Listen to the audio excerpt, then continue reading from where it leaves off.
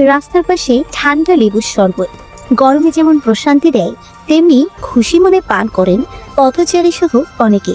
কিন্তু সেই শরবতের পানির উৎস যদি হয় পাশের দুর্গন্ধযুক্ত ময়লা পুকুর বা নালা থেকে নেয়া, তাহলে বিষয়টি কেমন লাগবে? এই ভাইরাল ভিডিওটি দেখে রীতিমতো চমকে উঠেছে নেট দুনিয়া। এখানে দেখা যাচ্ছে শরবত বিক্রেতা পাশের ময়লা পুকুর থেকে পানি নিয়ে শরবত তৈরি করছেন, পরে সেই পানীয় বিক্রি করছেন রাস্তায় হাঁটতে থাকা সাধারণ মানুষদের কাছে।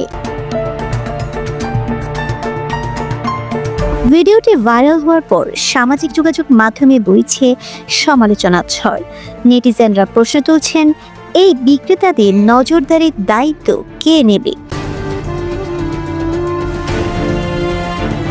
বিশেষজ্ঞরা বলছেন, এমন দূষিত পানি থেকে ডায়রিয়া, টাইফয়েড, এমনকি হ্যাপাটাইটিসের মতো রোগ ছড়াতে পারে।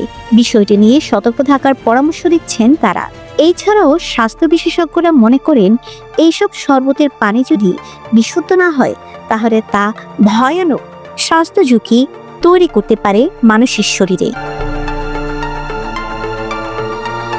গরমে ঠান্ডা পানীয় যেমন স্বস্তি দেয়, তেমনি অসতর্কতা থেকে তা হয়ে উঠতে পারে বিষের মতো ভয়ানক। তাই সতর্ক থাকুন, খাবার কিনুন দেখে শুনে।